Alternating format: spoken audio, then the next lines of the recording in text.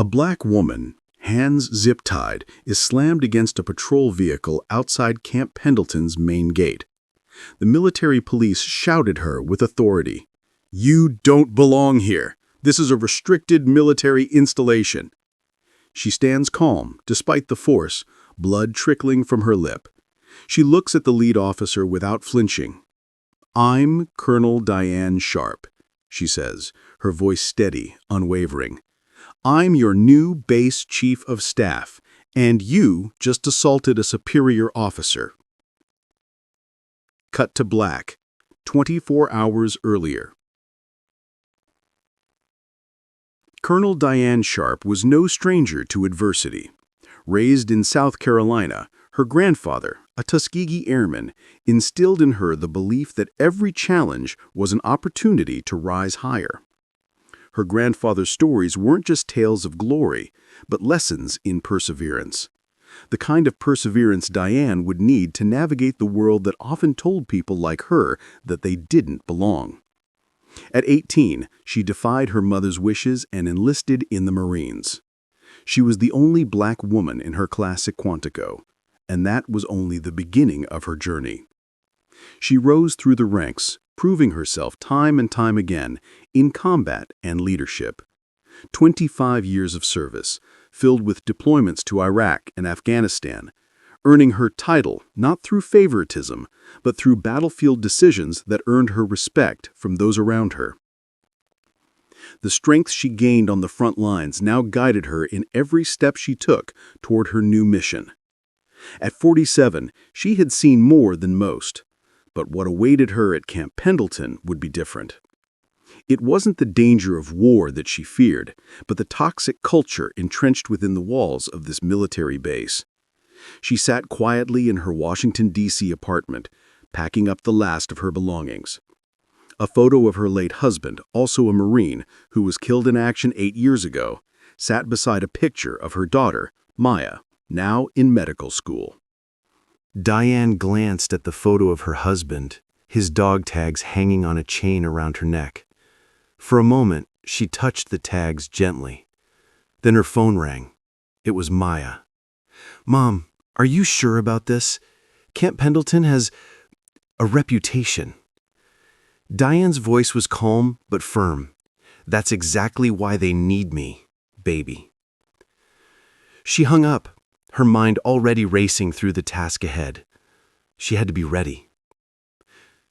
2 weeks earlier, she had been briefed by General Patterson at the Pentagon. His words were heavy, his expression serious. "Camp Pendleton is plagued with complaints," he told her. "Discrimination, hazing, a toxic command culture that's been festering for years. The previous chief of staff retired after an internal investigation, and now we need someone who can clean house, someone who won't be intimidated." She took the file he handed her. It was thick, full of incident reports, names of soldiers, and the deep-rooted issues that had been ignored or swept under the rug for far too long. When she finished reading, her expression didn't change. She didn't hesitate. "When do I start?" Driving cross-country, Diane was alone in her thoughts, her car packed with everything she owned. She passed through small towns and unfamiliar places, facing microaggressions from waitresses and strangers who didn't recognize her strength. She kept moving. During a phone call with her best friend, Lieutenant Colonel Marcus Chen, Diane couldn't help but laugh at his warning. "You know it's going to be a war zone, right? Not the kind you're used to." Diane's response was calm, confident. "I've fought in real war zones, Marcus. I think I can handle fragile egos." Marcus wasn't laughing anymore. "It's not just egos, Di. There are people there who don't think you should exist, in the Corps, or anywhere." She listened to his words, but she wasn't afraid. She knew this battle would be different, but it was a battle she was ready to fight. She arrived at her motel near Camp Pendleton late at night, exhausted but resolute. Her eyes fixed on the files on her laptop, names, faces, and incident reports that were about to define her next few months. She paused as her eyes focused on three names: Staff Sergeant Jake Brennan, Corporal Tyler Hayes, and Sergeant First Class Derek Morrison, all MPs, all involved in multiple complaints. Diane closed the laptop, leaned back, and took a deep breath. Tomorrow, she would begin the fight to make them see her as more than just another officer. She would make them respect her. If you're feeling the weight of Diane's mission, the power of what's to come, hit that subscribe button and stay tuned. What would you do if you were facing the kind of challenge Diane is about to face? Would you fight back against a toxic system? Let me know in the comments below. The battle for justice at Camp Pendleton is about to begin, and Diane Sharpe is ready to take it head-on. The morning air is thick with fog rolling in from the Pacific as Colonel Diane Sharpe approaches the gates of Camp Pendleton at 0600 hours. She's not in uniform. She wears a blazer and slacks, professional but not military. Her uniform is waiting for her at base housing. She plans to change after checking in.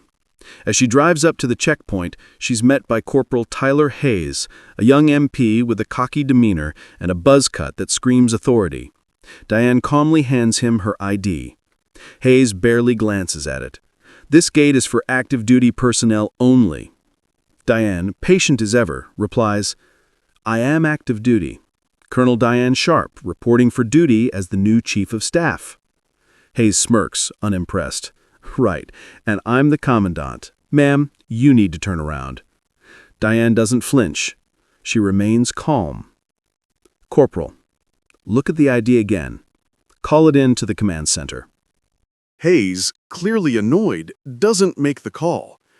"Lady, I don't know where you got that ID, but you need to leave before I have you detained for impersonating an officer."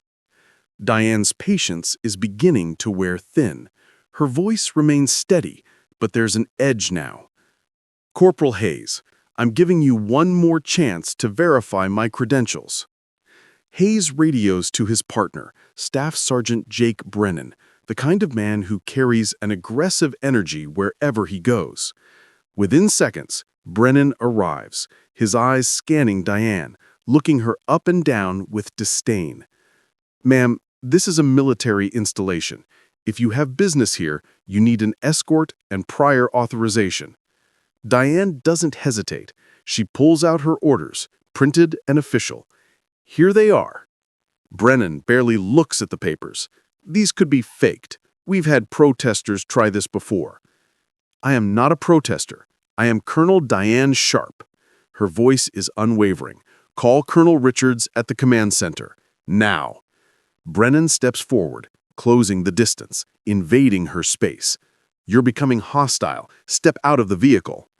Diane stands firm, not moving.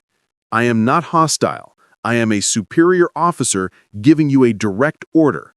Brennan's eyes narrow. "Hayes, call for backup. We've got a situation." Within moments, a third MP arrives, Sergeant Derek Morrison, the oldest of the group, calculated, more controlled than the others. He surveys the scene with a quick glance, taking charge. "Ma'am, we're going to need you to step out of the vehicle for verification." Diane's instincts kick in. She knows where this is going. She complies, stepping out with her hands visible. "I understand you're doing your job, Sergeant Morrison," Diane says, her voice steady despite the rising tension. "Please call the command center. They're expecting me." Morrison nods to Brennan. A signal. Without warning, Brennan grabs Diane's arm, yanking her roughly. "Hands behind your back." Diane's eyes flash with anger, but she doesn't let it turn to violence. "Do not touch me." But that's the excuse they needed. Brennan and Hayes move in, forcing her against the patrol vehicle. The physical altercation is unnecessary, rough, and completely uncalled for. Diane doesn't resist violently, but she's not passive either. She's trained, controlled.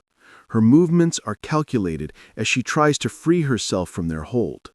Blood trickles from her lip as she's slammed against the vehicle. Morrison steps forward, unruffled. He pulls out a pair of zip ties and secures her wrists behind her back. You're being detained for trespassing on federal property and resisting military police, he recites, as though it's something he's done 1,000 times. As the scene unfolds, a crowd begins to form. Marines on their way to the base stop, eyes wide, some pulling out their phones to record the incident. Among the crowd stands Lance Corporal Jasmine Williams, a young black woman, shaken but angry. She whispers to her friend, Private First Class Maria Gonzalez, a Latina with a look of concern on her face. "They're doing it again," Jasmine mutters, barely able to keep her voice steady. Maria hesitates, unsure. "Should we say something?" Jasmine's voice is low, but there's a bitter edge to it. "It won't matter. It never does." An older Marine, Gunnery Sergeant Robert or Mac McIntyre, makes his way through the crowd. He's grizzled, his years of experience obvious in the way he carries himself. He approaches Morrison, his eyes narrowing. "What the hell is going on, Derek?" Mac demands. Morrison doesn't flinch. "Trespasser, Gunny. Under control." Mac doesn't buy it. His eyes flick over to Diane. He notices the tattoo on her wrist, a subtle colonel's eagle, the kind of insignia only a Marine would recognize. His expression changes immediately. "Morrison, I think you need to make that call." Morrison hesitates, his face tight with frustration. "Gunny, with all due respect, this is my scene." Mac doesn't blink. "Make the call." With visible irritation, Morrison radios the command center. A long pause follows, like the air around them has thickened. The voice on the radio crackles, sounding disoriented. "Say again? Colonel Sharpe, she's... Oh, God. She's there now? Her check-in isn't until 0800. Morrison's face drains of color.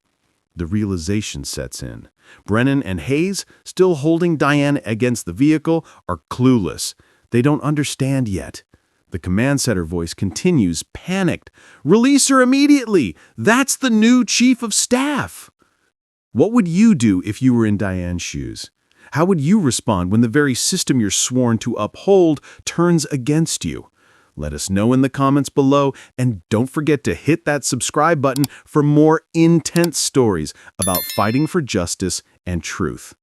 Stay tuned because things are about to get even more intense. Diane Sharpe isn't going to let this slide. As the tension in the air thickens, Diane Sharpe stands there, her wrists still raw from the zip ties. Blood trickles from her lip, but her composure never wavers. Morrison, fumbling with the zip tie cutter, has his hands shaking. Hayes looks like he might vomit. Brennan, who had been so sure of himself just moments ago, steps back, now realizing the weight of his mistake. The crowd, once murmuring, falls silent. It's as if the entire base holds its breath, waiting for something, anything to happen next. Diane, rubbing her wrists and now standing tall despite the physical assault, speaks with ice-cold clarity. "I'm Colonel Diane Sharpe. I'm your new base chief of staff, and you just assaulted a superior officer." The words hang in the air like a thunderclap. There's no denying the truth now. The MPs stand frozen, processing the reality of the situation. In the crowd, Lance Corporal Jasmine Williams, a young black woman with tears streaming down her face, whispers in disbelief, "Oh my God." Gunnery Sergeant McIntyre, who had tried to intervene moments ago, walks toward Diane with a solemn expression and snaps to attention, saluting sharply. "Colonel, Gunnery Sergeant McIntyre, I apologize for this disgrace." Diane returns the salute, her tone steady, unwavering. "At ease, Gunnery Sergeant. You tried to intervene. I won't forget that." She turns to Morrison, Brennan, and Hayes, and her voice cuts through the silence with authority. "You three, don't move, don't speak, don't even breathe wrong." The sharp screech of multiple vehicles disrupts the tense silence.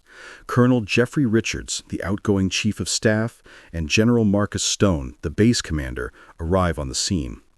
Richards, a political animal who spent years navigating the military's inner workings, is frantic. He immediately begins trying to do damage control, his eyes darting around as he assesses the situation. But it's clear he's not in control anymore. General Stone, a man of stature and calm intensity, looks at Diane with an expression that blends fury and respect. He's controlled, but there's a fire in his eyes as he steps toward her. "Colonel Sharpe," he begins, his voice measured but filled with regret. "I cannot express how deeply sorry," but Diane cuts him off, her voice firm and commanding. "General, we'll discuss apologies later. Right now, I need a medic, I need a fresh uniform, and I need these three in custody pending a full investigation." Richards, sensing the weight of the situation, tries to smooth it over. "Colonel, perhaps we can handle this administratively." Diane's voice turns to steel as she addresses him directly. "Colonel Richards, I don't believe I was asking for your input. General?" Stone, despite the horror of what has just transpired, is impressed. He looks at Richards, nodding once. "You heard the Colonel. MPs in custody. Now." Within seconds, other MPs arrive to detain Morrison, Brennan, and Hayes. Brennan, desperate now, stumbles over his words, his voice trembling. "Sir, we didn't know. She wasn't in uniform." Diane, voice calm but cutting, responds, "You didn't verify. You didn't call it in when I asked, repeatedly. You saw a black woman and assumed she didn't belong. That's the problem." Diane doesn't wait for any vehicle to take her to command. She refuses, choosing instead to walk into the base on foot, her posture unwavering. General Stone falls in beside her, a few paces ahead, and Gunnery Sergeant McIntyre follows at a respectful distance. As they walk, the whispers begin. Marines snap to attention as Diane passes, the news spreading like wildfire. The power shift is undeniable, and the weight of the moment is not lost on anyone present. Diane hears the murmurs of the crowd, their eyes wide, some of them still processing what had just occurred. That's her. They really messed up. Did you see the video? Lance Corporal Jasmine Williams is standing at attention, her face still streaked with tears. She watches Diane as she approaches, her heart heavy with the injustice she just witnessed. Diane, noticing her, stops in her tracks. She looks directly at Jasmine, her voice soft but full of authority. "Lance Corporal, you were at the gate." Jasmine, struggling to hold herself together, nods. "Yes, ma'am." Diane's expression softens just slightly. "Report to my office at 1400 hours. I want to hear your story." Jasmine's voice cracks as she replies, "Yes, ma'am." The moment Diane Sharpe steps on base is a turning point, a shift in power, a shift in accountability. This is just the beginning, and the journey she's about to embark on will change everything. If you're feeling the weight of this story, the tension, the injustice, hit that subscribe button right now. Stay tuned, because what happens next will reshape everything we know about power, respect, and fairness. What would you do if you were Diane Sharpe, knowing you have the power to change everything, but the system is trying to hold you back? Would you stand firm, or would you walk away? Drop your thoughts in the comments below. Let's talk about it. Diane sat in her new office, the familiar weight of the uniform on her shoulders. Her lip was bandaged, a testament to the violence she had endured just hours earlier. But as she surveyed her new surroundings, she felt a flicker of resolve. The office was cold, impersonal, generic. It didn't feel like hers, not yet, but it would be. She made sure of it. With practiced hands, she unpacked a photo from her bag, her husband's smiling face, her daughter Maya's proud graduation photo, her family. The only two people in this world who had ever truly understood her. Diane's hands lingered on the photo for a moment longer than she expected, then she set it on the desk. She needed something to ground her, to remind her what this was all about. There was a knock on the door, and in walked Staff Sergeant Linda Park, her executive assistant, Korean-American, efficient, warm, everything Diane needed right now. Park carried a coffee cup and placed it on Diane's desk with a quiet smile. "Ma'am," Park said as she set down the coffee, "your calendar's full. Every department head wants to meet. Every reporter within 50 miles is calling, and the commandant's office has called 3 times." Diane raised an eyebrow. "The commandant?" "Yes, ma'am," Park replied. "The video of the gate incident is viral. Military Times, CNN, everyone's covering it." Diane leaned back in her chair, her mind already working. She wasn't surprised. The video had caught the public's attention, and she knew the storm was just beginning. She watched Park's tablet as the video played. The footage was damning. It showed the MP's brutal treatment of her, clear assault. But Diane was unfazed. "Good," she said, her voice low and steady. "Let it be public. Sunshine is the best disinfectant." At 1400 hours, Lance Corporal Jasmine Williams walked into Diane's office, her steps hesitant, her hands wringing nervously in front of her. Jasmine's face was a mixture of fear and determination, but mostly it was the face of someone who had been silenced for far too long. Diane stood up, her voice gentle but firm. "Lance Corporal, you're not in trouble. I saw your face at the gate. Tell me what happened to you." And that was all it took. Jasmine broke down. The tears came, unbidden and raw, as the memories rushed back. "6 months ago," Jasmine began, her voice shaking, "I was harassed by senior enlisted. I filed a complaint. They told me I was too sensitive." Her voice quivered, but she pressed on, her need for justice overcoming the pain. "It got worse. Someone put a noose in my locker. I reported it. They said it was just a prank gone wrong. The Marines who did it got counseling. And I got a reputation as a troublemaker." Diane's fury was controlled, but the heat in her eyes was unmistakable. "Do you still have the report?" she asked, her voice clipped, sharp. "Yes, ma'am. I have the photos, the texts. I kept everything because I knew no one would believe me otherwise." "I believe you," Diane said, her voice hardening. "And this ends now." Over the next few hours, more Marines came forward, their stories all too familiar. Private First Class Andre Washington, racial slurs from his platoon sergeant, documented. Corporal Maria Gonzalez, sexual harassment, told to handle it herself.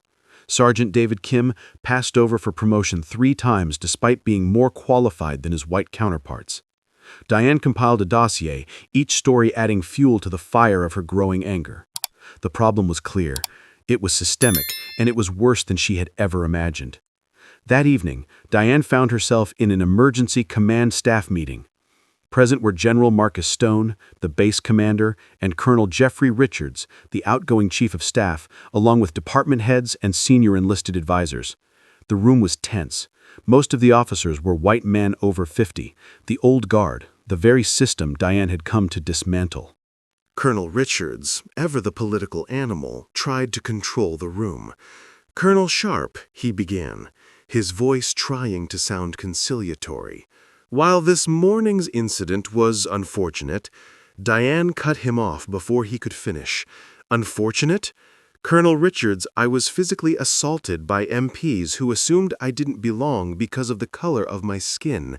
That's not unfortunate, that's criminal. That's the rot we're here to cut out."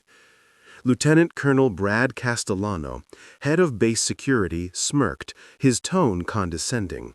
"With respect, Colonel, those MPs made a mistake, but let's not pretend this is about race. They thought you were a civilian trespasser." Diane's eyes flared with indignation. A civilian trespasser with military ID, printed orders, and who repeatedly identified herself as a colonel. "Tell me, Colonel Castellano, if I were a white man in a blazer, would they have zip-tied me? Would they have slammed my face into a car?" Castellano sneered. "That's speculation." Diane pulled out her tablet and slammed it onto the table. The room went silent. "This is Lance Corporal Jasmine Williams. 6 months ago she found a noose in her locker. The investigation called it a prank. This is Private Washington, called racial slurs by his sergeant. This is Corporal Gonzalez, sexually harassed and told to deal with it herself. I've been on base for 9 hours and I have 17 documented cases of discrimination, harassment, and abuse. This isn't speculation, this is a pattern." The room was silent. No one spoke. Master Chief Petty Officer Vincent Torres, a Latino senior enlisted member, finally broke the silence. "Colonel, if I may, some of us have been trying to address this, but every time we push, we get resistance."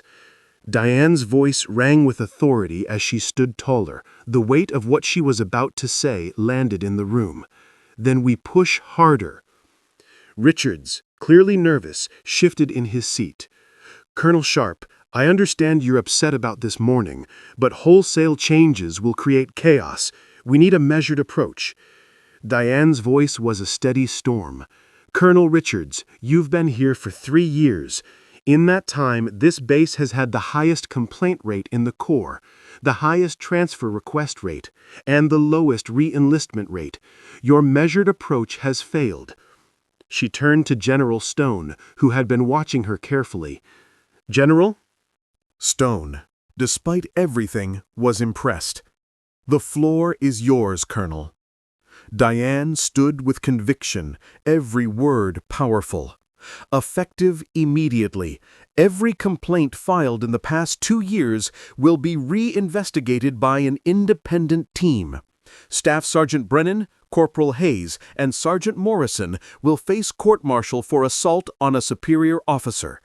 Any officer or enlisted found to have covered up, minimized, or retaliated in response to discrimination complaints will be subject to Article 15 or greater. And we're instituting mandatory bias training for every person on this base, starting with this room." Lieutenant Colonel Castellano rose from his seat, angry. "You can't just—" Diane didn't flinch. "I can and I will. General?" Stone, his voice firm, gave a sharp nod. "Make it happen, Colonel Sharpe." The battle had begun. The moment Diane Sharpe had arrived at Camp Pendleton, the game had changed. She wasn't just here to do her job. She was here to tear down the walls of discrimination and rebuild from the ground up. If you feel the weight of her determination, the power of her leadership, hit that subscribe button now. You won't want to miss the next chapter of this incredible story. What would you do if you were in Diane's shoes?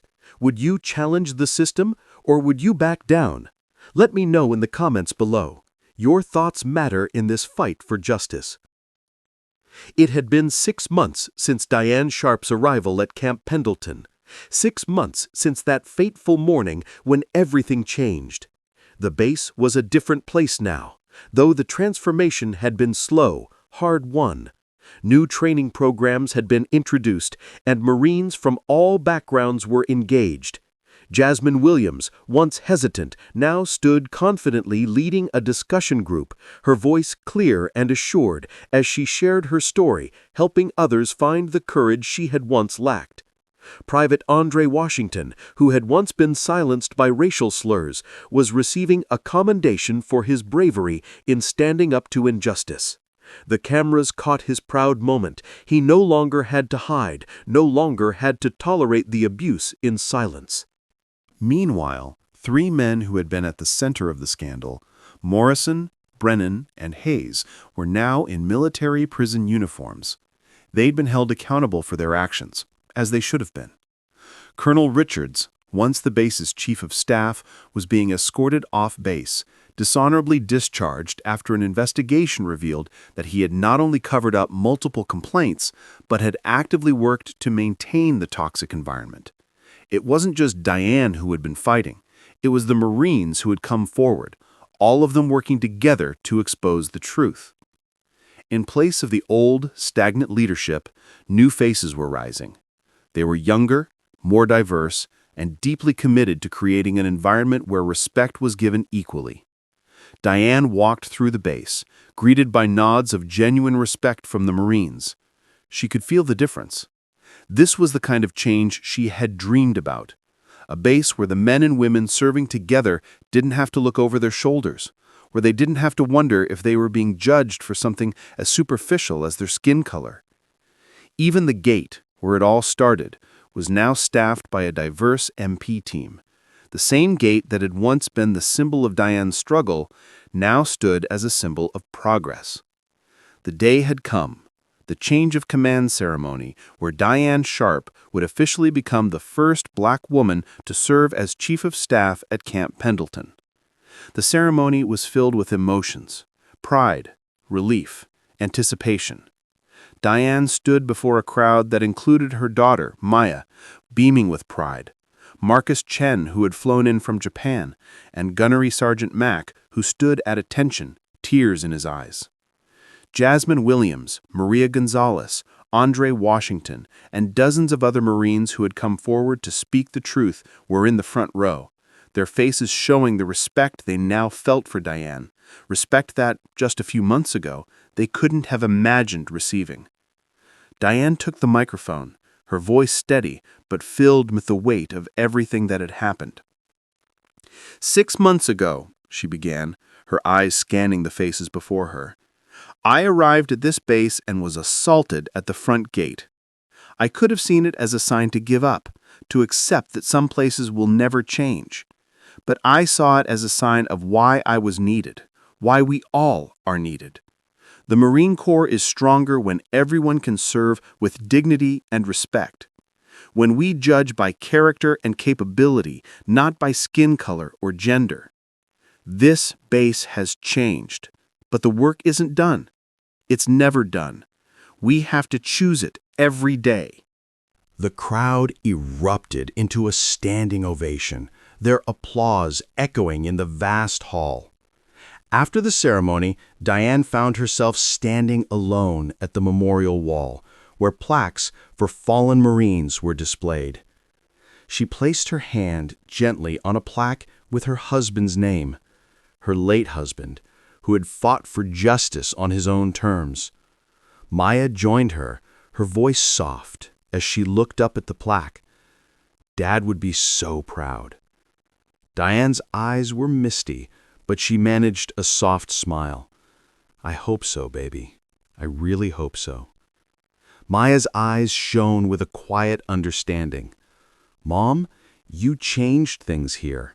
You really did. Diane nodded, placing her arm around Maya. We changed things. Every Marine who found the courage to speak up, everyone who chose to be better, they changed things. The two walked together toward the sunset over the Pacific, the soft breeze carrying away the weight of all the years of struggle, the years of fighting for something bigger than themselves.